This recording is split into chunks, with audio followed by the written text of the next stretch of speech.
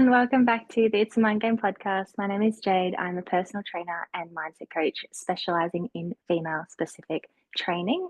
And I'm here with my dear friend, HA and fertility expert, nutritionist, supermom, awesome woman, soul server. What else can I say? Hello, Claudia. You do all my intros to every single podcast that I go to, do all my videos. Hello, Jade. How are you, my love? Oh, I'm so excited to see you. And look, my intros come from the heart. I had no idea I was going to say that. It just felt good as I said it. And I'm so glad that I did. Thank you. It felt really good listening to that. Now, Claudia, we are here today to talk about an exceptionally hot topic, especially for women who are either about to embark on their HA recovery journey, they're in the midst of it, or they're on the tail and they've had their 1 period, 2 periods, 3 periods, and that is body recomposition. First up, what would you define as a body recomposition? Body recomposition for me is a stage that happens more when your hormones are back in balance, when you can really play around with what your body looks like and how you feel, especially in relations to the training. Body recomp is something that can happen at any stage of recovery anyway, but that's something that I normally focus on, especially towards the end of the recovery journey, when your period we know that is just around the corner, or when we already have a few periods under our belt. And a nice way to describe it is just playing around with what your body can do, playing around with how your body feel, and really tap into their intuition. Obviously, if you look for what body recomp really is in Wikipedia or Instagram, you're gonna get a really different description to what I've just mentioned. But that's my understanding on, or the way that I look at it. I love that answer, and I think it's perfect because a body recomposition, it should be playful and it should invite curiosity. We want to step away from that aggressive, there is only this way to do it. Because often that's what caused HA in the first place, is we must abide by these particular rules and we must never have any flexibility or spontaneity. When the reality is, if you look at women, we'll stick to women, who have been successful in achieving a body that they love, they enjoy, they have a regular cycle, it's quite common you'll see that flexibility in their personality and their character. Like if you say, let's go out for lunch, it's like, yeah, let's go out for lunch. I'm probably going to go a little bit deep here, but I think if you've had an eating disorder and you've got this certain intuition about people's energy towards food, like you can see when someone's a hell yes, and it's a real hell yes, and it's a hell yes, I've got plans to make this okay. Do you get that too? Oh, yeah, absolutely. And I think that when we are talking about body recomp, we think straight away about the masculine energy of that controlling behaviors around food, around training, and it doesn't have to be. And before we press record, you actually mentioned that with your clients, you periodize the training sessions based on how they feel. And I feel exactly the same way when it comes to nutrition, because we are all very different. We cannot stick to the same plan each and every day of the cycle. And if we want to see real gain, and if we want to let go of over controlling our body image, and also our food choices, we need to bring in that beautiful curiosity and tapping into the feminine energy. And for that to happen, we need to welcome the flexibility that you just mentioned, and that intuition, and also the fun, the fun of really seeing what your body's capable of doing. I think the hardest part about trusting that is we've had such a long period of time where we've felt like we must abide by rules in order to achieve a physique. And it's really not until you practice, I guess, how we teach women how to eat and to train, that there is still a structure. Like, let's be honest, discipline does equal freedom. There is a certain discipline that comes with you do need to train. You can't grow muscle, let's say, without showing up to the gym. And you can't perhaps shift your body fat percentage without being conscious about your food choices. But there's a difference between conscious decision making and obsession. So we're very much talking about being intentional with our choices, but not obsessed with them.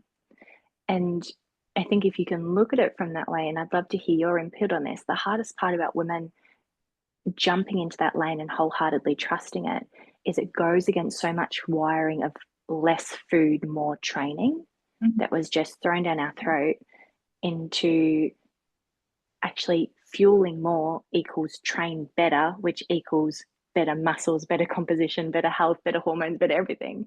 It's this beautiful catalyst if we can actually do more in, again, a sensible manner. What are your thoughts on that? Women going from less is best on the food front to actually, no, we need to fuel the engine. Mm. It really pains me seeing women because I still see a lot of them that wants to gain a certain body and they still go to the gym, let's say 5 to 6 times a week, very early in the morning. They train on a fasted state. They spend hours on the treadmill or elliptical machines, and they're still depriving themselves from food choices that are really going to bring the changes into their life.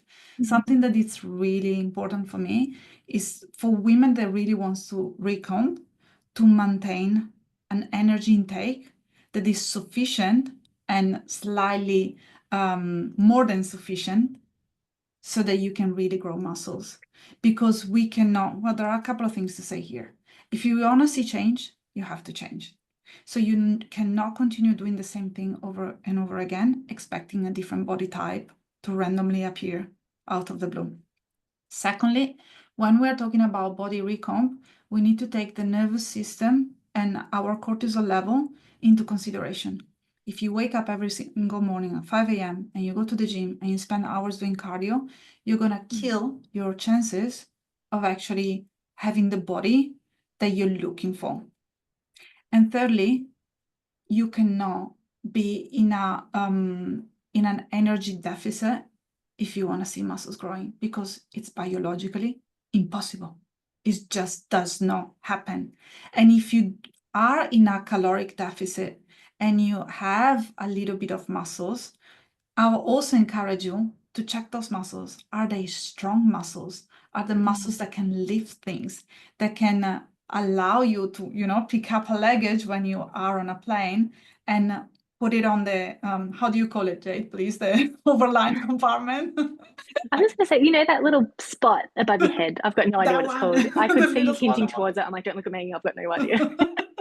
The thing where the bag Fantastic. goes. That one. So it's not only about going to the gym and being able to lift 4 kilos weight. It's also about taking that outside of the gym. Do you feel strong?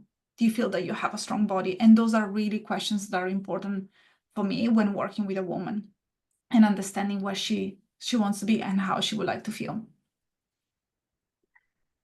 Can I ask your thoughts on this? Because personal experience, I've gone through a body recomp since having Ruben, and for the most part, I don't track anything because I just eat whatever my body tells me, and for the most part, they're clean choices because I just like eating that way. However, when I did decide to track, because I thought, oh my gosh, I am eating a lot of food and I'm feeling amazing, and my body is losing fat. What the heck is going on? This goes against all the rules.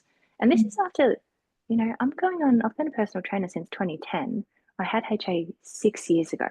I've been in this game a long time, and I'm still observing things and going, I think it's actually true what they say. You eat more, you train better, you look better, you feel better. And so I was so curious. I'm just going to track my calories. I'm just going to see what macros I'm getting. And when I was breastfeeding Ruben, I was in 3,000 to 3,500 calories a day. Now, myself 6 years ago, holy moly, I would have thought I would have been an elephant consuming that much. And I was training 3 times as much. So I don't do any kind of conscious cardio. I train once 5 days a week. Sometimes it's 3 because it's very casual, very fun, but still periodized, but it's not intense the way it used to be. And I was mind blown because when I did my little TDEE calculator based on what I should be consuming, I was about 1,000 calories over. Oh, that's a killer. Right? That TDE. And thankfully, when I looked at it, I was like, I've got no emotional attachment to an app telling me what I should be eating, because whatever I'm doing, my body is going, here, thank you. This is amazing. You can look better. You can train better. You can feel better. No calculator's ever going to convince me otherwise, right? When my body is saying thumbs up.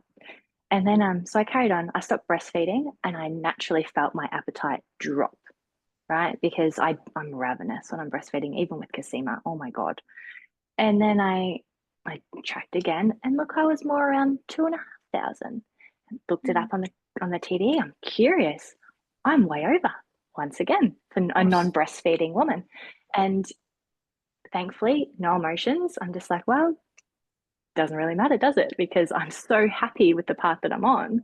But I'm curious, because you are the expert in this field, what are your thoughts on TDE calculators versus what women actually need? And obviously, I'm sure there's room for variation where it does work for some, doesn't work for others. But overall, what's your opinion? I'm so curious. About TDE calculators or also Yeah, calorie counting in general? Yeah. both. So TDE calculators that can be very, very scary. And what women fail to understand is that that's just an estimate, first of all. So the TDE calculators, they don't really know how much you need to survive. But once again, it's a number that it's meant to allow you to survive. It's not a number that is going to allow you to thrive. If intuitively you understand that you need more, then I would say just chuck the TD calculator away. It may work for some people when they're doing body build comp, for example, and they have to follow a very strict caloric meal plan. It doesn't work for the average woman, especially in the fertile window. Women in the fertile window should really Understood. chuck away the TD calculators. If you're breastfeeding, it's completely useless. Completely useless. If you have too many muscles on your body, meaning that you have been training for many months, many years, and you're really showing your muscles, once again, completely useless. So I would definitely say don't rely on it too much. In terms of calorie counting, that's an interesting question.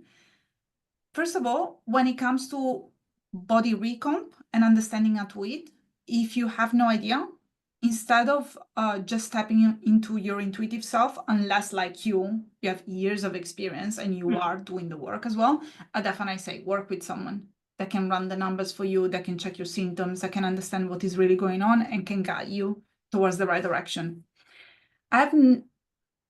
I used to be completely against calorie counting because do we need another external tools to run our day, to consume our thoughts and so on and so forth? Absolutely, yes.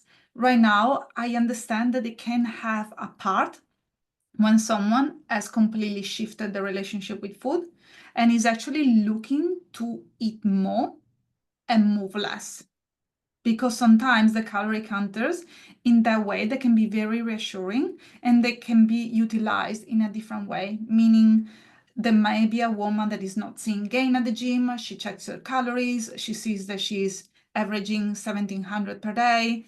We work together, we aim for 2,000 within the space of 5 weeks, let's say, and then she's using the calorie counter as a way of challenging herself. I'm going to get up to 2,000 calories, and that's how I'm going to be able to do it. And I'm not going to show up to the gym every single day. I'm going to reduce my activity output to 3 days a week, for example. And then for that reasons, in that environment, I'm actually pro calorie counting. But once again, it really depends on if a woman gets triggered by numbers and the relationship that she has with her own body and food. So once again, Jade, is something that we both do. There is never a cookie cutter approach, and it's more about working and understanding the woman that we have in front of us and really understanding which kind of goals that she has, and also having a conversation around expectation, especially when we are looking at changing disorder behaviors around food and training, and when it comes to changing our body, because you may know more than anyone out there that if you go to the gym for months and you start eating a little bit more, you're not going to see that many changes, because like everything else, getting better, getting stronger takes a little bit of time. And it's the best investment you can make. Yeah. Right. Yeah. Like I can honestly say I'm blessed in the way that I was a gymnast as a kid, and as soon as I stopped gymnastics, I was in the gym. And the only reason I bring it up is just that time, and we're so quick to compare ourselves. And I've had comments recently that, you know, Casina started school, I'm around a whole new group of women, and they're like, oh my gosh, you know, look at your arms, look at this, look at that. And don't get me wrong, thank you. I appreciate that because I do put time and energy into my training and my nutrition. But the thing is, I've also been training technically since I was 8 years old, Yeah. right? That you can't rush that. And I don't say that to push anyone away or deter them, but as in sometimes there can be a place in the HA space where it's like walk away from exercise because it's too hard. And it's like, Mm. no, that's exactly why you lean in because you've got to learn how to do it for yourself. And same with nutrition. Yeah. Sometimes, if you're a weight loss client, it can feel really hard. There's too many advice out there. I don't know what to do, da da da da da. And it's like, but that's what makes it worth it. That's what makes it worth your time and your investment. Because 5 years from now, are you going to wish you learned how to do it, or are you going to regret it? And I don't think there will be anyone who put in the work 5 years later is going to go, oh God, I wish I never did that. And Absolutely. And I love what you said about the calorie counting, because I feel like there can be a bit of a stigma around that too. And we've all got to remember calorie counting, it's a tool. Like the app is a tool. If you're using it and you're obsessed, it's not the appropriate tool for you. But if you can use it and be objective about it and go, hey, I need to hit a target, I need to see my protein hit whatever grams per day, or I need to include X amount of carbohydrates, and you're using that to encourage positive change, what a great tool. Absolutely. Personally speaking, last year I was going through a rough patch of brain fog, exhaustion. I was not sleeping well. I could see that I was not getting muscle. I was losing weight. I was not feeling that great with myself. I had started to lose hair. And even though my period never disappeared, I knew intuitively that something had to change. I did my blood test, nothing really came out of it. I went to see a GP and they didn't really make any they didn't give me any resources of information in terms of what to do. So I decided to treat myself as if I was one of my clients. And I actually have to mention my darling husband that invited me to do so. And I wrote down a treatment protocol for myself. And in that treatment protocol, I required for the first week to actually track my caloric intake and just see how much I was exercising, how much I was walking, the amount of hours that I was sleeping at night. I was writing everything down. And it became so clear to me in that very moment that I definitely needed more nourishment. I needed an extra rest day, and I had to cut down on the amount of steps that I was doing daily, because sometimes working from home, sometimes you actually need to get out. You need to get out to, Absolutely. yeah, in between sessions, I always have a 10 minutes walk. But on busy days, I was having 10 minutes walk 8 times a day. So, and that is 80 minutes of walking plus the drop off, the pickup, and so on and so Chasing forth. children. Yeah. Yeah, so it's like 20,000 steps at the end of the day, which I had no idea that I was averaging. And once I made those changes, and once I decided also to sign up for a gym, going only twice a week for the first 6 months just to show up, and I kept increasing my food intake, and I started sleeping so much better. That was the first thing that really changed for me. My hair, they grew back completely within a couple of months. I had a full set of hair again. I have gray hair, but also the gray hair, they started to show up a little bit less compared to before. So it was showing that my body was in a less heightened cortisol state, let's say. So why am I sharing this? Simply because sometimes, even for us, that we are professionals, that we have been doing this since forever, really, sometimes we need to come back to the core foundations, and sometimes we can use external tools just to get support. And back at the time, I was very lucky because I had you as well. I had you on my corner. So whenever I had a questions in regards to exercise, I could send you a message. Whenever I had a questions about nutrition, I have a 5 years university degree, and there were also the other team members in the community. But not everyone has access to that. And I think it's really a shame that people push through and try to do it on its own, because it's so much fun when you actually do it with someone else and you're like, hey, do you want to see my gains? Taking a picture, just send it through. I'm like, yeah, today I managed to rest completely. I just walk for 2Ks. I think that those are the beautiful things that we never share with the people around us unless they understand this whole journey. Yeah. I love everything about what you shared just then, that I don't even know where to start with Because I talked a anything else. lot. No, because it's so multifaceted, right? It's like you did an audit on your life because you've Yeah. got the education to do that. And plenty of women that we work with, can do those audits once they finish with us, because it's not a forever after journey, right? It's like you get the healing that you need, you learn the things that you need to, and then you spread your wings and you go off with the rest of your life. HA isn't forever. It's an experience. That's all. It's an experience, one of many, many. And there's so much power in knowing that we can do an audit at any time. And I like that language so much more than, oh, I've wrecked something. You know, my energy's crappy or my hair's falling out, or because we can get that. And then we don't get in a real I can fix it energy. We just get in a throw the hands up, what's the point? And it's a crappy energy. You know, and this is something we'll dive into again because we actually want to talk about periods and personal experiences. Yeah. I did an audit recently because my period was a 52-day cycle, which is uncommon for me. But I won't go into it now. But there was a reason for it, and I did an audit, and it's like, oh, there it is, and it's okay to have the misstep. The misstep is a blessing, really. I'm going to halt because I'm going to go on a whole other tangent with you, Claudia. We were talking about body recomp. As we come to a close on yet another juicy podcast, for the women who are dying to know, and perhaps they've heard it before, they just need to hear it again. The body you recover your period with, are you stuck with that body forever? Oh my goodness, no, not a chance. Also, let's stop the shame around training. I still get clients when they get the period back and they come to me, they show up to the one-on-one sessions and they're like, towards the end of the call, they're like, and I would like to go back into training.